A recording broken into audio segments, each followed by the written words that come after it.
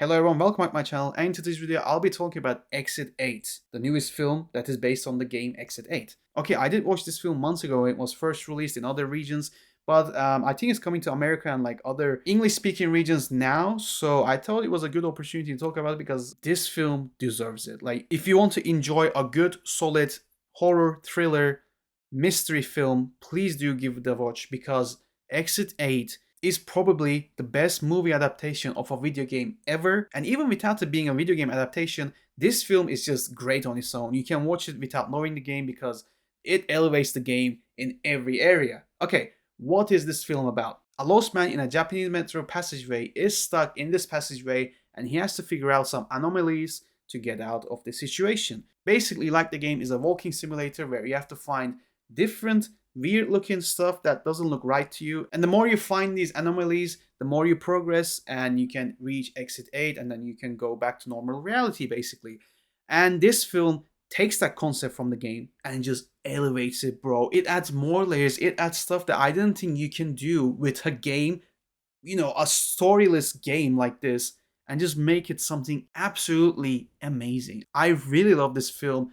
It was such a great, endearing, sweet, melancholic film. Okay, I gotta say the actors in this film did a great job, and I don't want to butcher their names, so I will read it from here. Kazunari Ninomiya as the Lost Man.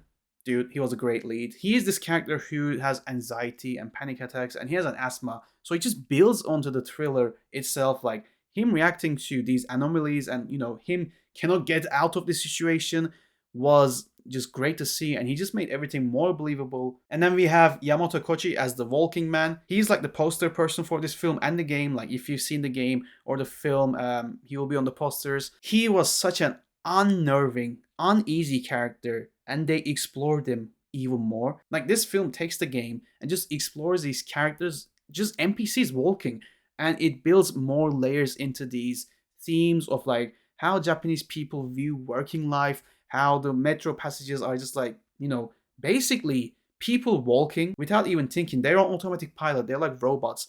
I don't want to go into spoilers, but like the messaging and the symbolism of this, if you know the Japanese culture, is very unnerving, realistic, and scary. And that's where the horror came. I think this film obviously is a horror film, but it's more of a thriller. And the horror actually comes from the whole built up of suspense rather than just like scaring you. The whole atmosphere is eerie. The passageways in these subways, it's just all white, and it just gives you that unnerving experience and feeling that you probably never felt before. I did go to Japan once, and I actually went after playing the game for the first time. So the game is good.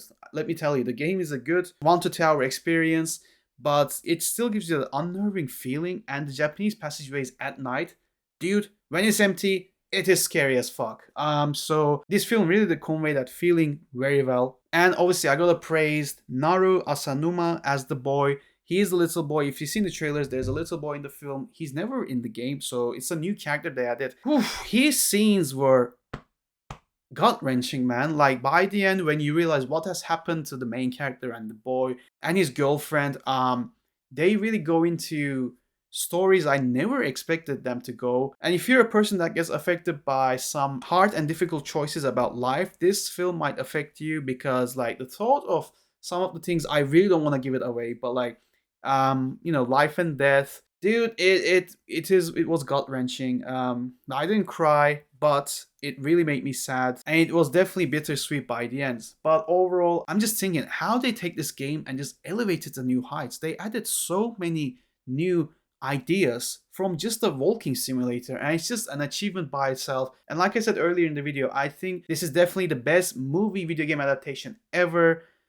Before this, probably it was Sonic 3 or something. Like, movie video game adaptations aren't that great, but this one, like I said, even without being a video game adaptation, it is an amazing film and it deserves to be seen on the biggest screen. Dude, please do watch it. Don't miss out on this film. If it's near your cinema, just go in and watch it. It's not even that long. I think it's like 1 hour 40 minutes. It flows by, and just you'll have a great experience and appreciate life itself, and like you'll understand what I mean by the end of the film. And you know what, I really cannot think of any issues I had with the film. Maybe some of the messaging could have been clearer, because I can imagine some people not getting the messaging behind some elements like the walking man and how his character develops. But I really did appreciate the filmmakers doing it this way, because it makes you think even after the film, come up with your own solutions and answers to these questions the film is throwing at you. But either way, if you've seen it, please let me know in the comments what you think of it, and will you watch it?